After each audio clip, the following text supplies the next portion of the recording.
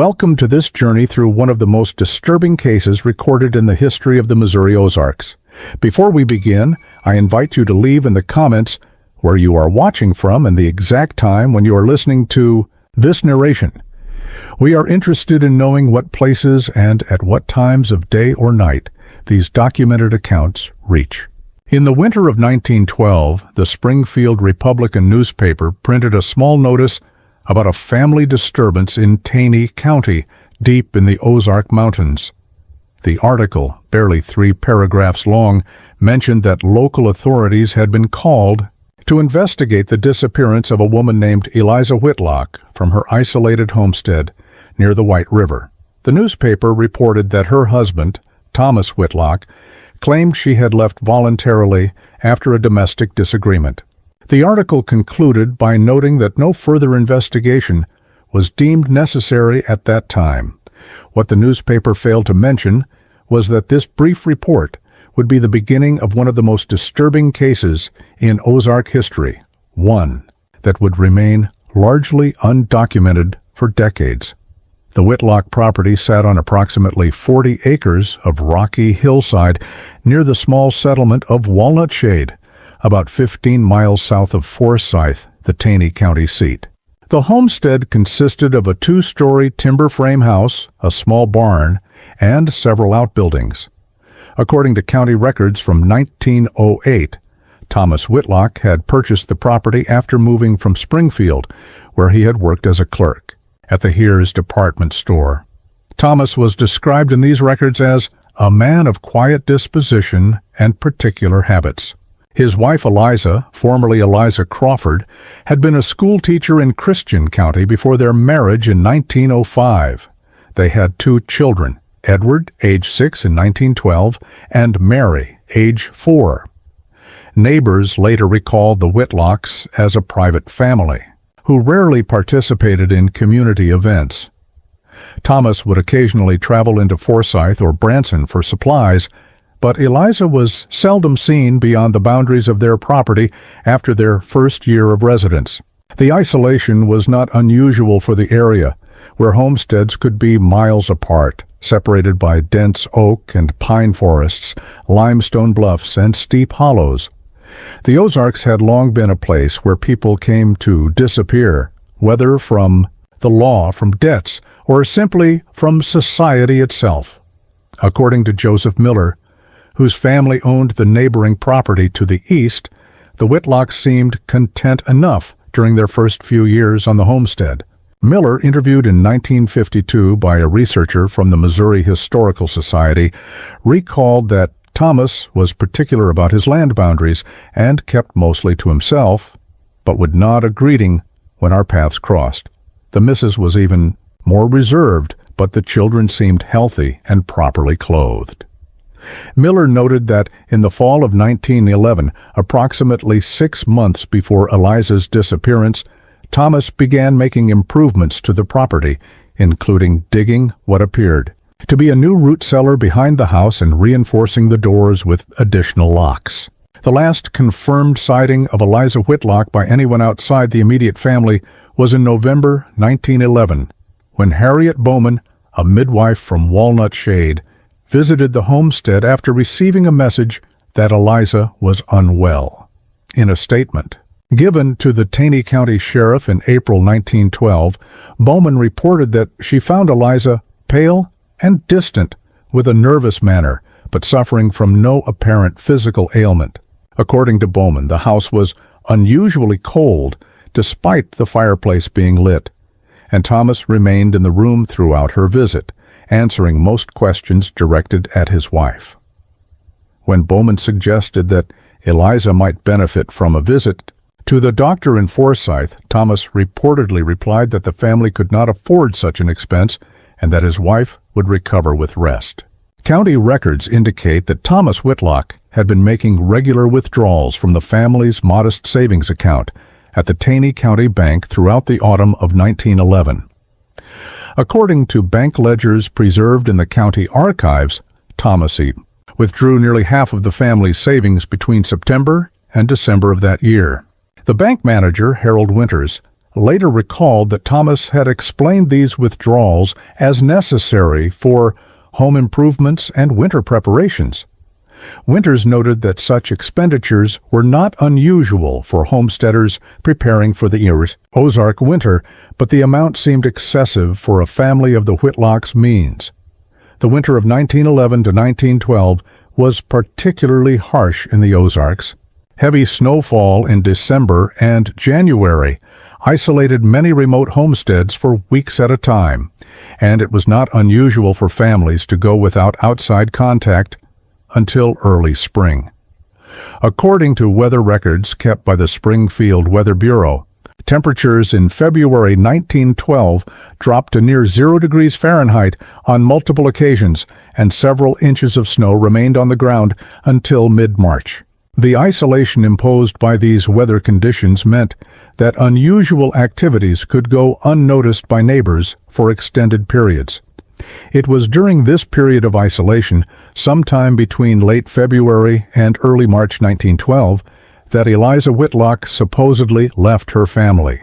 The exact date of her disappearance was never clearly established. Thomas Whitlock first mentioned his wife's absence to Joseph Miller in late March, when Miller encountered him on the road to Forsyth. According to Miller's 1952 account, Thomas stated simply that the missus has gone away and offered no further explanation. Miller, accustomed to the private nature of his neighbors, did not inquire further. Archival records from the general store in Forsyth show that Thomas Whitlock's purchasing patterns changed noticeably in early March 1912. Store ledgers indicate that on March 4th, he bought an unusually large quantity of preserved foods, coffee, and lamp oil, enough to sustain a household for several weeks without requiring another trip to town. The store owner, Jeremiah Collins, noted in his personal journal, discovered among his papers after his death in 1938, that Thomas appeared agitated and unwilling to engage in the usual pleasantries during this visit. Collins wrote that he inquired after Mrs. Whitlock's health, to which Thomas replied curtly that she is not my concern at present.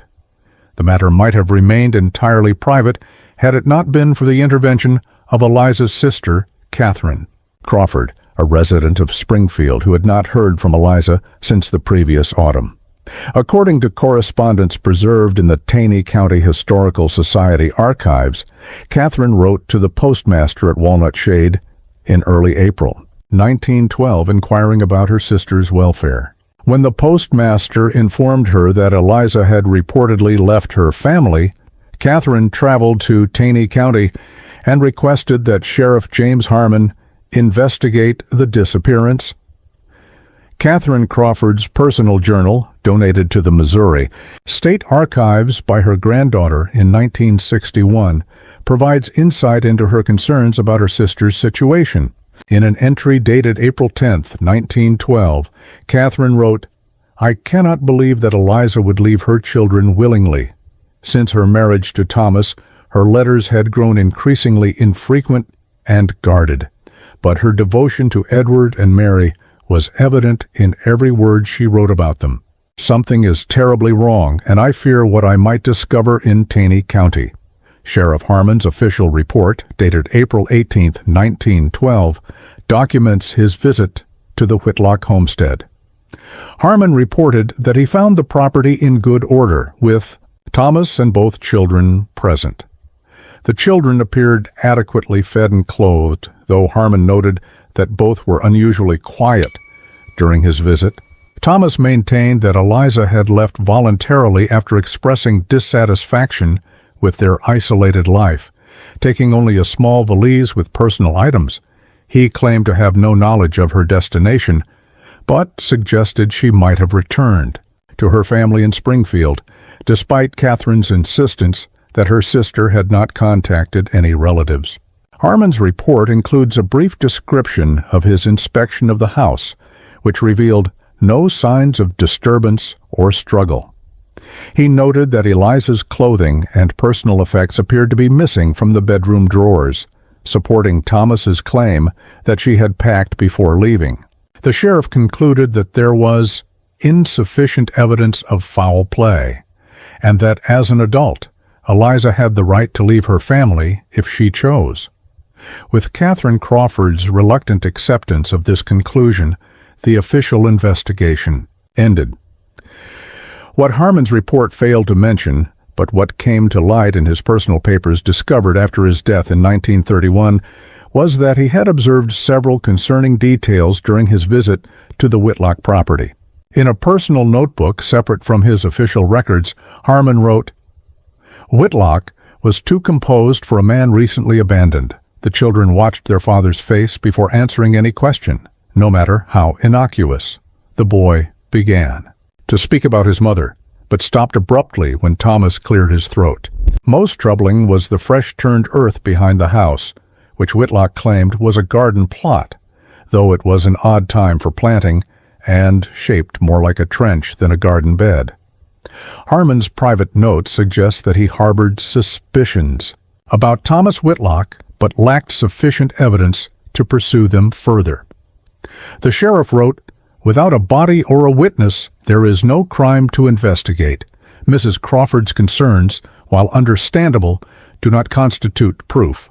In these hills, family matters are generally considered private, and the county lacks resources for extended investigations based on mere suspicion." This reluctance to intervene without concrete evidence reflected the limited law enforcement capabilities and cultural attitudes of rural Missouri in the early 20th century. Catherine Crawford returned to Springfield after her meeting with Sheriff Harmon, but her concerns about her sister's fate remained.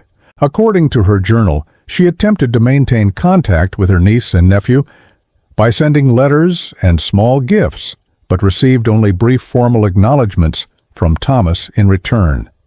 In June 1912, she traveled once more to Taney County, hoping to visit the children, but was turned away by Thomas, who informed her that her presence was disruptive to the household routine. Catherine's final journal entry regarding the matter, dated July 3, 1912, reads, "I fear I have failed Eliza. Without proof or legal standing, I cannot force my way into Thomas's home or remove the children. I can only pray that if Eliza is alive somewhere, she will find her way back to them, or at least to me." For several years, the disappearance of Eliza Whitlock remained a private matter, known only to her immediate family and a few locals. Thomas continued to operate the homestead, raising his children with occasional assistance from a local woman, Martha Jenkins, who came to help with household tasks several times a week. Jenkins, who began working at the Whitlock home in the summer of 1912, later told a neighbor that Thomas had instructed her never to discuss Eliza with the children and to tell them, if they asked, that their mother would return when she was better. Jenkins was interviewed briefly by Sheriff Masterson during the 1952 investigation. By then an elderly woman living in a nursing home in Branson, she recalled several unusual aspects of her employment at the Whitlock home. According to the transcript of this interview preserved in the county archives, Jenkins stated that Thomas had established strict rules about certain areas of the property that were to be avoided. He would not allow anyone near the root cellar he had built, she said. Once, when young Mary wandered toward it, Thomas grabbed her so roughly that she cried out. He later apologized, saying there were dangerous tools stored there that might harm the children. Jenkins also reported that Thomas frequently suffered from insomnia and would pace the house at night. On several occasions, she arrived in the morning to find him sitting at the kitchen table, apparently having been awake all night, muttering about keeping watch and maintaining the barriers. Yuck. Jenkins admitted that she found these behaviors concerning, but attributed them to the stress of raising two children alone. Like many in the community, she was reluctant to interfere in what she considered private family matters. Edward and Mary Whitlock attended the one-room schoolhouse in Walnut Shade beginning in 1913. Their teacher, Abigail Thornton, noted in her personal diary that both children were abnormally withdrawn, and that Edward, in particular, exhibited a worrying tendency toward prolonged silences. Thornton recorded an incident in October 1913 when a female visitor to the school attempted to engage Mary in conversation about her mother. According to Thornton, Mary became visibly distressed, and later that day Thomas Whitlock arrived at the school, removed both children, and kept them home for nearly 2 weeks. Thornton's diary, which remained in private hands until being donated to the Taney County Historical Society in 1965, contains several other observations about the Whitlock children. She noted that Edward often arrived at school with dark circles under his eyes, explaining that the noises kept him awake at night. When asked what noises he meant, the boy refused to elaborate. Mary, though younger, seemed to adapt better to school life, but displayed what Thornton described as an unusual preoccupation with burial. The teacher recorded finding a series of drawings in Mary's desk, depicting what appeared to be a figure, lying underground with flowers growing above. In the spring of 1914, according to Thornton's diary, Edward Whitlock's behavior became increasingly concerning. He began having what the teacher described as episodes, periods when he would become unresponsive, staring fixedly at nothing. Following one such episode, during which Edward had whispered repeatedly, "She's still digging," Thornton attempted to discuss the boy's welfare with Thomas. Her diary entry for April 12, 1914, reads, "Mr. Whitlock received my concerns with cold, anger. He informed me that his son's education was his business, and my observations were unwelcome. I fear for these children, but what can I do? Mr. Whitlock has threatened to remove them from school permanently if I pursue the matter." The Whitlock family continued their isolated existence until 1917, when Thomas abruptly sold the homestead and moved with the children to Kansas City. County records indicate that the property was sold to James Harker, a cattle rancher from Arkansas, for significantly less than its assessed value. Harker later commented to neighbors that Thomas seemed eager to conclude the sale quickly and had accepted the first offer presented. The timing of the Whitlock family's departure coincided with increased scrutiny from local authorities. Records from the Taney County School Board, discovered during the 1952 investigation, revealed that Abigail Thornton had finally reported her concerns about the Whitlock children to the county superintendent in March 1917. The superintendent had subsequently initiated an inquiry, sending a letter to Thomas requesting a meeting to discuss the children's welfare. According to post office records, this letter was delivered on April 3, 1917.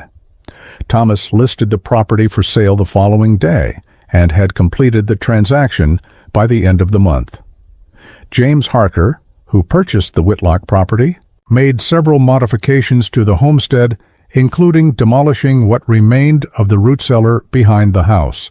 In a statement given to investigators in 1952, Harker's son William recalled that his father had described the cellar as peculiar, deeper than necessary for storing produce and divided into sections by interior walls. William Harker stated that his father had found several unusual items during the demolition, including a woman's hairbrush, with dark hairs still entangled in the bristles, buried approximately 2 feet below the cellar floor. According to William, his father had thought little of the discovery at the time, assuming it was merely discarded household debris. The Harker family maintained ownership of the former Whitlock property until 1933, when economic hardship forced them to sell during the Great Depression. The homestead passed through several owners over the next 2 decades, gradually falling into disrepair as the original buildings aged and newer residents focused on other areas of the property. By 1950, the house was largely abandoned, with local teenagers occasionally using it as a meeting place, giving rise to rumors that the property was haunted by a crying woman who could sometimes be heard on quiet nights. For the next several decades, the story of Eliza Whitlock's disappearance faded from local memory.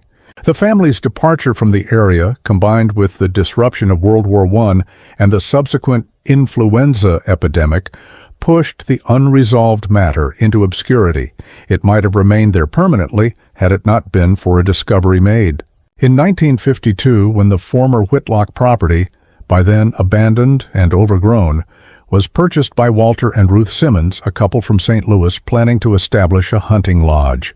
According to a report filed with the Taney County Sheriff's Department on June 12, 1952, the Simmons were clearing brush behind the deteriorating house when they uncovered what appeared to be the collapsed entrance to an old root cellar or storage space. Upon closer inspection, they discovered a small leather-bound book wedged between two of the limestone blocks that had formed the cellar's foundation. The book, severely damaged by moisture and time, was identified as a personal diary belonging to Eliza Whitlock, with entries dating from January 1910 to February 1912. Ruth Simmons, who made the initial discovery of the diary, later recalled her first impression of the book in an interview with the Springfield News Leader. The pages were stuck together, and much of the ink had run, but you could still make out the handwriting in places. What struck me immediately was the change in the writer's penmanship over time. The early entries were neat and controlled, while the later ones became increasingly erratic, as if written by someone in a state of agitation or fear. The discovery of the diary prompted a renewed investigation by Sheriff William Masterson. The contents of the diary, partially legible despite the damage, revealed a disturbing account of the final years of Eliza Whitlock's life. The entries, initially documenting mundane aspects of rural life, gradually shifted to express Eliza's increasing anxiety about her husband's behavior. In an entry dated August 14, 1911, she wrote, "T watches constantly, says the house is not secure enough, speaks of dangers I cannot see. When I suggested visiting my sister, his face changed in a way I cannot describe." Another entry dated October 3, 1911, stated, "The children are forbidden to wander beyond the yard now. T has nailed shut the window in our bedroom. Says it is to keep out the cold, but the first frost has not even come." The diary's most concerning entries began in November 1911, coinciding with Harriet Bowman's visit. Eliza wrote, "The midwife came today. I wanted to speak freely, but could not with him standing there listening to every word.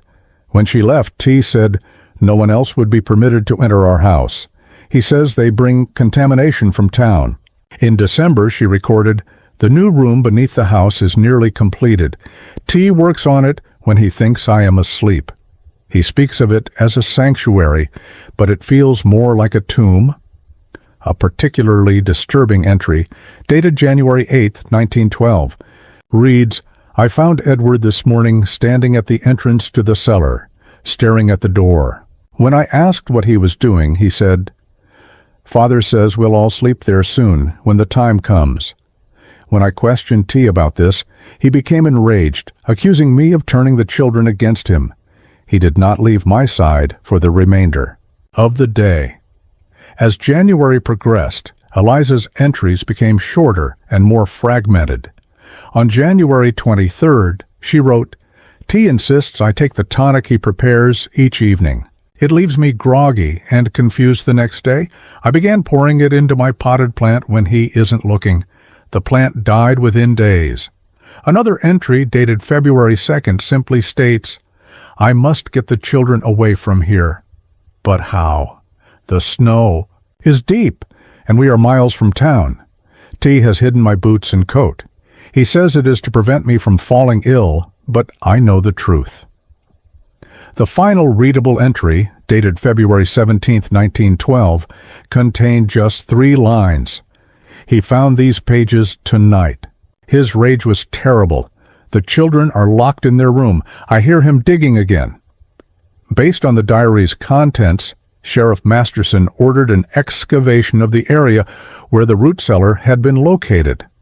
On June 18, 1952, investigators uncovered human remains later identified through dental records as those of Eliza Whitlock. Medical examination determined that she had suffered blunt force trauma to the skull prior to burial. The position of the remains suggested she had been placed face down in a shallow grave, with her hands bound behind her back with wire. Dr. Lawrence Wilson, the medical examiner who conducted the autopsy on Eliza's remains, noted several additional details in his report. Wilson determined that Eliza had been approximately 32 years old at the time of death, consistent with her known age.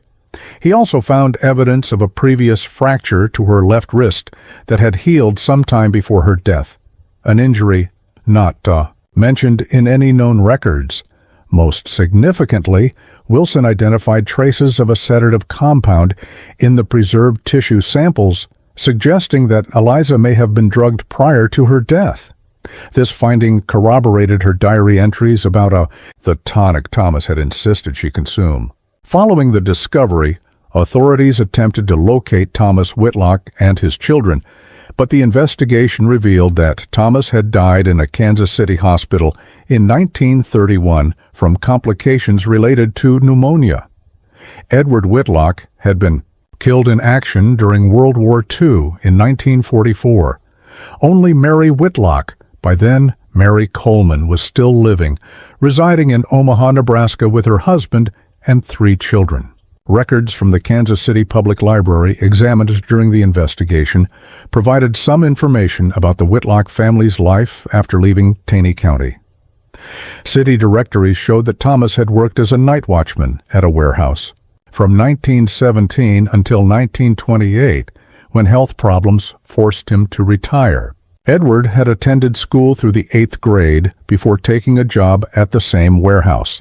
Neighbors from that period, tracked down by investigators, described Thomas as a strict father who kept to himself, but was not notably unusual his behavior. One former neighbor, Estelle Parker, recalled that Thomas never spoke of his late wife and became agitated if anyone inquired about the children's mother. Mary Whitlock had married Richard Coleman, an insurance salesman, in 1929 and moved to Omaha shortly thereafter. According to marriage records, she had listed her mother as deceased on the application, though no death certificate for Eliza existed at that time. This suggested that either Thomas had told his daughter that her mother had died, or Mary herself had chosen to represent her absent mother this way. When contacted by Missouri authorities in July 1952, Mary Coleman claimed to have no recollection of the events surrounding her mother's disappearance. She stated that her father had always told her that her mother had abandoned the family, and she had no reason to question this account. However, Coleman's husband later contacted investigators privately, reporting that his wife suffered from recurring nightmares about a woman calling from beneath the floorboards and had always exhibited an extreme fear of enclosed spaces.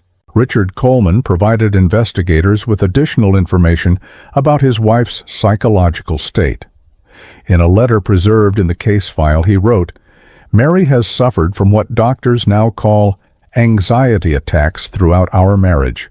These episodes are often triggered by certain sounds, particularly the sound of digging or scraping, or by the sight of certain objects, including gardening tools and root cellars.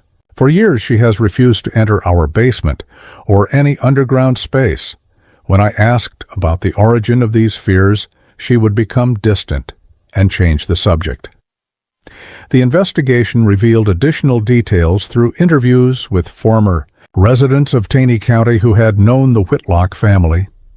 Clara Jensen, who had been a young girl living near Walnut Shade in 1912, recalled that her father had once encountered Thomas Whitlock in Forsyth purchasing an unusual amount of quicklime from the hardware store. When questioned about the purchase, Thomas had explained it was for preserving the root cellar walls against moisture.